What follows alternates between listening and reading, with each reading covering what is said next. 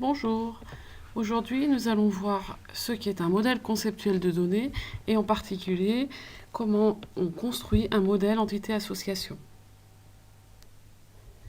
Un modèle entité-association, c'est un modèle conceptuel de données, c'est-à-dire une représentation abstraite des données que nous allons manipuler dans la base de données. Ce modèle utilise une représentation graphique des données. Le principe est de regrouper ces données donc en entités et les lier par des associations, d'où le nom modèle entité-association. Et il repose sur trois concepts de base, l'entité, l'attribut et l'association. Tout d'abord, une entité, c'est un ensemble d'objets similaires qui peuvent être regroupés dans la base de données. Et l'occurrence d'une entité, c'est un objet discernable parmi d'autres objets. Là, je vous ai mis un exemple d'entité, une entité produit, avec dedans des attributs, références produits, désignation, prior text. Et nous avons des occurrences d'entités qui sont les produits eux-mêmes, donc le produit R01233 qui est une imprimante à 140 €, le produit R01234 qui est un écran à 220 €, etc. Chaque entité est composée d'attributs et d'un identifiant. L'attribut d'une entité, c'est une caractéristique de l'entité, donc elle porte un nom, et chaque attribut possède une valeur dans un domaine, c'est-à-dire qu'un attribut sera de type texte, ou sera de type numérique, date, booléen, etc. Parmi tous ces attributs, donc par exemple dans facture, on a deux attributs, numFact et dateFact, et dans produit, on a trois attributs, refprod, désigne, prior text. Parmi ces attributs, chaque entité a une clé, qu'on peut appeler aussi identifiant, qui est un ensemble minimal d'attributs déterminant de manière unique une occurrence dans l'entité. numFact est la clé de facture, refprod est la clé de l'entité produit. Ça veut dire que chaque facture a un numéro unique qui distingue une facture des autres factures, et ce numéro unique est le numFact. Et donc numFact est la clé de facture. Refprod est la clé de produit parce que chaque produit a une référence unique que l'on stocke dans refprod. Donc refprod est la clé de l'entité produit. Les entités sont reliées par des associations. Une association porte un nom et peut avoir des attributs. Ici, par exemple, quantité facturée, et le nom de l'association que nous avons mis était facturée. Généralement, on met un verbe pour nommer une association, ce qui permet de construire une phrase expliquant le lien qu'il y a entre facture et produit, dans notre exemple, ou dans une entité reliée à une autre. Donc ici, on indique qu'une facture des produits, ou qu'un produit est facturé dans une facture pour une certaine quantité. On pourra noter qu'il y a des codes d'écriture.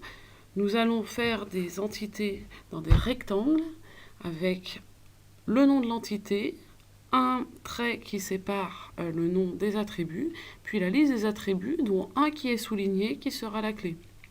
Les associations sont plutôt dans des ovales, avec un nom pour l'association qui est un verbe, et éventuellement en dessous des attributs ou pas, ça va dépendre des cas.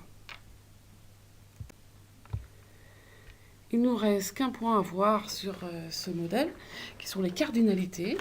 Donc généralement, à gauche et à droite de l'association, nous mettons des cardinalités. Une cardinalité d'une association A vis-à-vis d'une entité E est un nombre minimum et maximum de fois où une occurrence de E peut apparaître dans l'association A. On met généralement deux valeurs, un min, virgule, un max. La cardinalité minimum peut avoir les valeurs 0 ou 1. 0 pour dire qu'il peut exister des occurrences de E qui n'apparaissent pas dans A, et 1 pour dire que toute occurrence de E apparaît au moins une fois dans A. Enfin, la valeur maximum peut avoir les valeurs 1 ou n. 1 pour dire que toute occurrence de E apparaît au plus une fois dans A. N pour dire qu'il peut exister des occurrences de E apparaissant plusieurs fois dans A. Voici deux exemples de cardinalité. Dans le premier exemple, nous avons une association NN, donc est facturé est ici une association NN qui indique, donc dans la cardinalité qui est à gauche, qui est du côté de la facture, que dans une facture, on peut y facturer au moins un produit et qu'on y facturera peut-être plusieurs produits, d'où le 1 pour le au moins 1 et le N sur plusieurs produits. La cardinalité à droite, là, de 0N, indique qu'un produit peut ne pas avoir été facturé dans une facture, mais exister dans la base, et qu'il se peut qu'un produit ait été facturé dans plusieurs factures. On a donc ici, à droite de la virgule, un N, des deux côtés de l'association. On appelle ça donc une association NN. On a dans un deuxième exemple une association 1N. On voit qu'à gauche, on a 1,1 qui indique qu'une facture concerne au moins un client, c'est le 1 à gauche de la virgule, et au plus un client. Donc une facture concerne un et un seul client. Et un client peut être enregistré dans ma base sans avoir de facture, c'est le 0 qui est à gauche de la virgule. Et un client peut avoir plusieurs factures dans ma base, c'est le N qui est à droite de la virgule. À droite de la virgule, on voit qu'on a d'un côté un 1, de l'autre côté un N, c'est une association 1N. Comment s'y prendre pour construire un modèle entité-association? Généralement, on passe par 3 étapes. La première étape est une élaboration du dictionnaire des données, les données qui vont être manipulées dans la base. On va faire l'inventaire de toutes ces données. On va ensuite travailler sur la construction d'un graphe des dépendances fonctionnelles et en déduire la construction d'un modèle entité-association à partir de ces données qui seront regroupées en familles d'objets et reliées entre elles avec des associations. Dans le cadre de ce cours, nous n'allons pas voir comment nous construisons un graphe des dépendances fonctionnelles. Donc un dictionnaire des données, c'est donc un inventaire des données qu'on va manipuler. On va ne mettre que les données élémentaires, c'est-à-dire celles qui ne peuvent pas être obtenues par calcul. C'est-à-dire qu'on va pouvoir mettre par exemple le prix hors taxe et le taux de TVA. Mais si on a le prix hors taxe et le taux de TVA, on pourra calculer le prix TTC. Du coup, on ne mettra pas le prix TTC dans l'inventaire des données.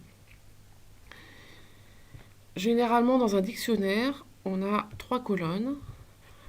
Une colonne attributs dans laquelle on va mettre les noms des attributs qu'on va manipuler dans la base. On va choisir des noms généralement courts, mais parlants. Donc là, vous avez RefProd pour la référence du produit, désigne pour désignation du produit, prix acheté pour le prix unitaire hors taxe, etc. On va avoir une deuxième colonne qui va indiquer à quoi correspond cet attribut. Donc RefProd, c'est la référence du produit. Et on aura une colonne domaine où on va indiquer de quel type sont les données que nous allons manipuler. Donc RefProd est une chaîne de caractères de maximum 12 caractères. Désignation est une chaîne de caractères de maximum 30 caractères. Prix hors taxe est un réel. Donc un réel, c'est un nombre à virgule. Donc si on veut mettre des centimes d'euros, on va manipuler des réels. NumFact est un numéro de facture. Et si on considère que les numéros de facture sont 1, 2, 3, 4, 5, on va mettre que NumFact est un entier. Donc un entier, c'est un nombre sans virgule. DateFact est une date. Donc on pourra mettre que le domaine est date et heure, etc.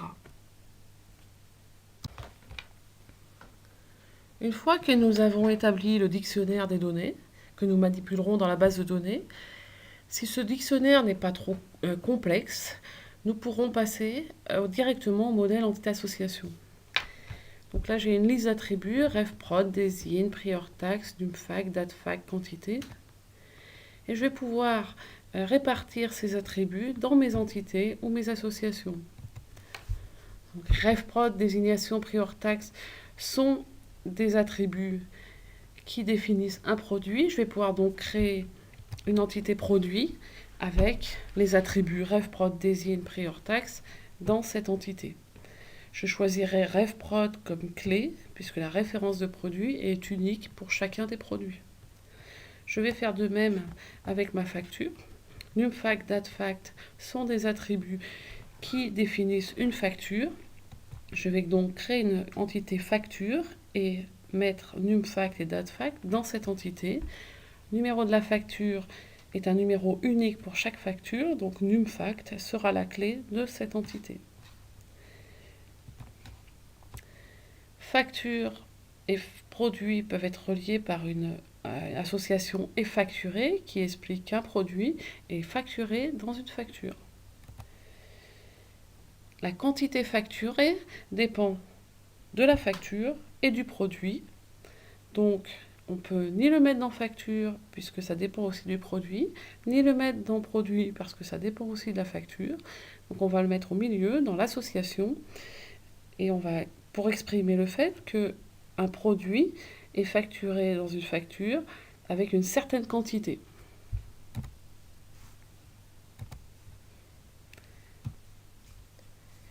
Voici le modèle conceptuel final par rapport aux exemples que je vous ai donnés lors de ce cours. Nous avons 3 entités, produit, facture, client. D'un client, on a un code client qui est sa clé. On a son nom, son adresse, son code postal, sa ville et son téléphone. Un client peut ne pas avoir de facture encore enregistrée dans la base ou en avoir plusieurs, d'où le 0,n qu'on a du côté du client.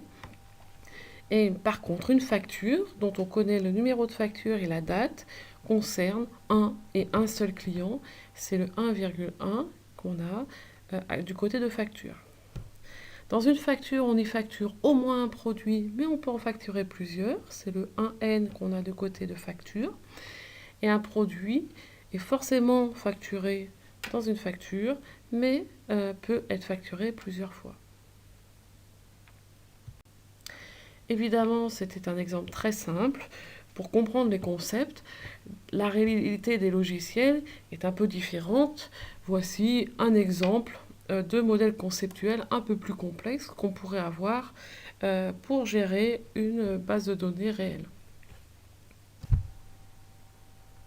Dans la suite du cours, je vous présenterai le modèle logique de données et je vous montrerai comment on passe d'un modèle conceptuel à un modèle logique, ou alors comment on passe du modèle entité-association au modèle relationnel. À bientôt!